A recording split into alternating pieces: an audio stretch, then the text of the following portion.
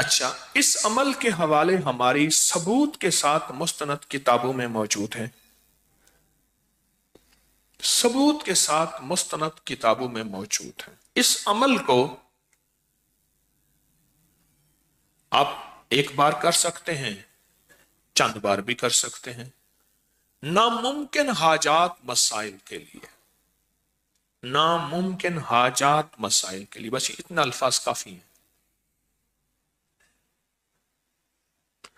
ایک صاحب میرے پاس پرانی بات ہے، میں نے کہا نا ایک صاحب نے مجھے یاد دہانی کرائی، ابکری میں چھپا ہے یہ، میرے پاس آئے، مجھ سے کہنے لگے یہ مسائل ہیں۔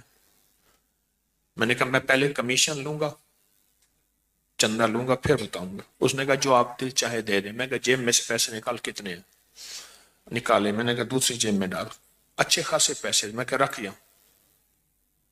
اس نے رکھ دیے۔ رکھنے کے بعد میں نے کہا اب یہ عمل تو نے کرنا ہے 11 بار، یہ گوشت والا۔ کتنی بار؟ پہلے 3 دفعہ میرے لیے اس نظام کے لیے کر، تیری ہو جائے گی حفاظت۔ اب نقطے پہ کریں غور، میرے اور اس نسلوں کے نظام کے لیے، اس پورے نظام کی حفاظت، برکت، عافیت کے لیے کر 3 بار۔ اور جس طرح اپنے لیے کرے گا خلوص اخلاص سے، اگر تھوڑا سا بھی اخلاص خلوص میں کمی ہوئی تو جو فائدہ پھر اگلے میں بھی نہیں ہوگا۔ کر 11 میں سے 3 نکالے، باقی کتنے بچے؟ 8۔ 8 دفعہ پھر اپنے لیے کر، وقفہ وقفے سے جب بھی کر، پھر اس کی تاثیر دیکھ۔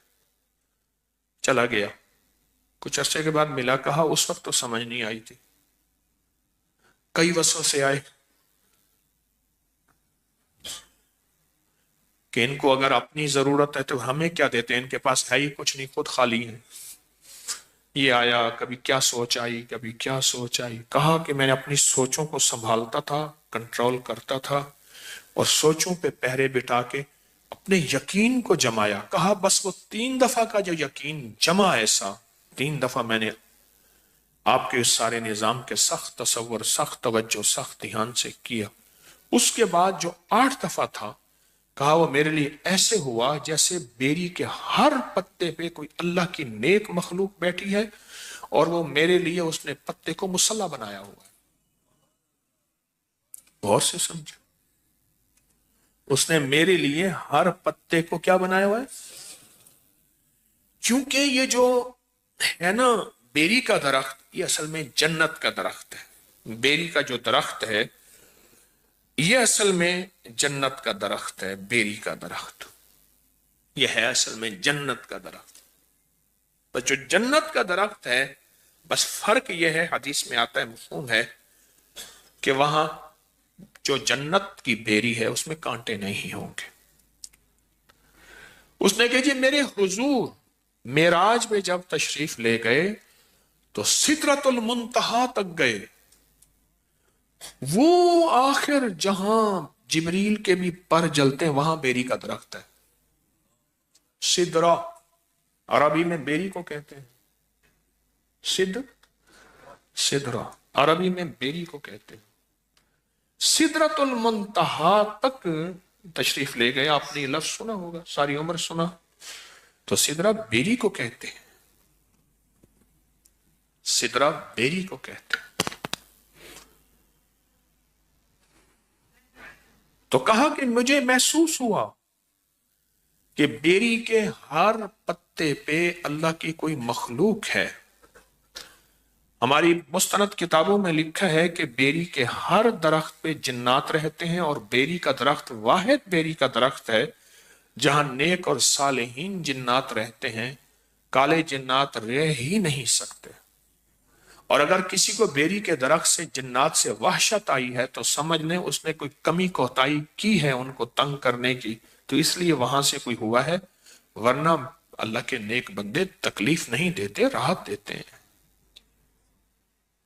اللہ کے نیک بندے تکلیف نہیں دیتے، کیا دیتے ہیں؟